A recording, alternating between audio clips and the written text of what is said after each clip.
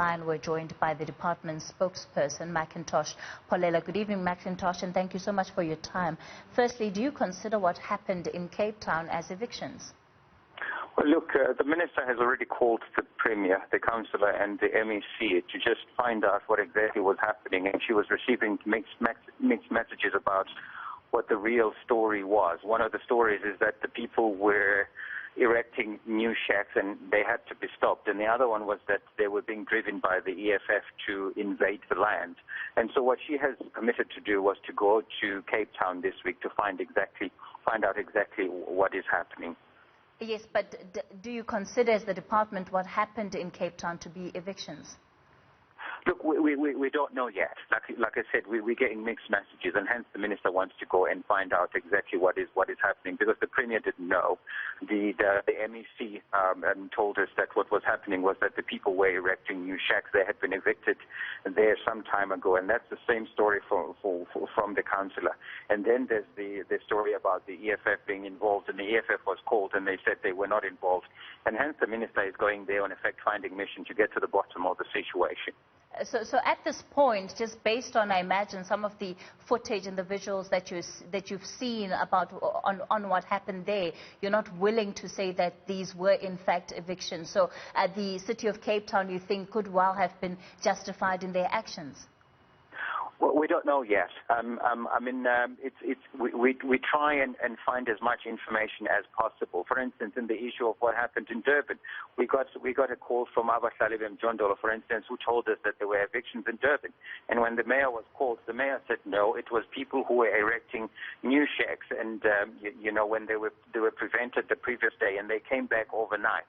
And so when this happens, we always get different stories from different people, and hence the Minister has decided to go there herself to find out exactly what the story is. But while that is happening, we are calling for a suspension, a total suspension of evictions. And yes, the Minister has said if the people are erecting new shacks, they should be prevented. But where there are already structures and where people have been living for a while, there shouldn't be any evictions, because she's worried that with evictions, there cannot be a guarantee for hygiene at a time when we're calling on people to wash their hands several times a day to prevent the spread of COVID-19. Macintosh, of course, the difficulty that the department finds itself in is that the issue of housing has been a big one for the country and has clearly not been suspended as a result of the country also having to deal with the COVID-19 crisis. And in fact, it has exacerbated and I think brought to the fore the extent to which many people are still struggling with just having a roof over their heads. So in the event that people are illegally occupying land, what are the alternatives that are being given under these regulations? They're told you have to self-isolate in your home. People are trying to create homes for themselves. And if they're evicted, what are the options that you're putting on the table? Hence, we're saying that no evictions should take place. The solutions that we're providing on the table is the one that we call reblocking. We used to call it dedensification until the NGOs said, the language that was familiar in the informal settlement is reblocking. And so we've put that as an alternative. We've identified 27 pieces of land that we would like to move people to. And that is to make sure that, the solution that we've provided, we've realized that it's a middle-class solution. And if we reblock and we separate people and we give them a chance to have gaps within their houses, then they can achieve the solutions that we're trying to provide to them. And hence we've identified these 27 parcels of land, and we're busy servicing them to make sure that we move at least some of the people in the informal settlements. How soon will these relocations be taking place? It depends on the consultation process that the NGOs are helping us with. As you know, historically, people in informal settlements are reluctant to move. There is resistance to moves, and hence we've roped in the informal the NGOs that are working with people in informal settlements already, and we've said to them it has to be on a voluntary basis. We've had 3 meetings. The last one was yesterday, and we got a report back to say yes, there was a buy-in from some people. There was still suspicion from the others, and we said, well, go back and consult more, and because we need for the people in informal settlements, the ones that we have identified, to understand that moving them is in their interest, because we are at a point where we're fighting this virus.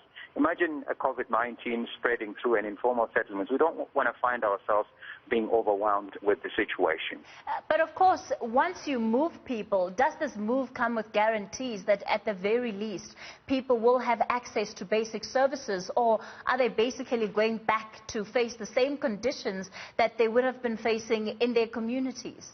No, they're not going to be facing the same conditions. And hence I said we are servicing the 27 pieces of land that we have identified. And so they will be receiving temporary structures, because we cannot make permanent structures at this moment, because it's an emergency. But what we are looking at is to sort of introduce it as a temporary basis, and obviously look at it for the long term, including on a permanent basis, because what we want to do is to have a situation where if you go into the human settlement, you have enough gaps in between the houses to bring emergency vehicles, so that whatever help you're bringing in informal settlements, it's a situation where you can access the people. Right now, we cannot have that. It sounds a lot, McIntosh, like the department is finding itself on the back foot in many of these issues, because these are long-standing problems, and unfortunately this crisis has exacerbated them. We're not finding ourselves in the back foot.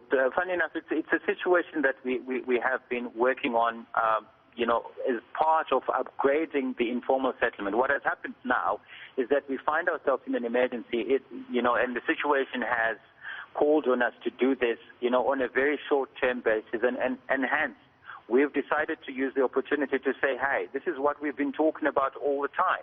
And as I said, people in informal settlements have always resisted and resented being moved, and we're trying by all means to assure them, to say, the land parcels that have been identified are not far from where you currently live, so you're not going to be uprooted totally from your community. There is still going to be a sense of familiarity, and we hope that the NGOs that we have roped in to talk to the people to try and convince them are going to succeed in this regard. All right, that's the response then from McIntosh Polela. He speaks on behalf of the Human Settlements, Water and Sanitation Department.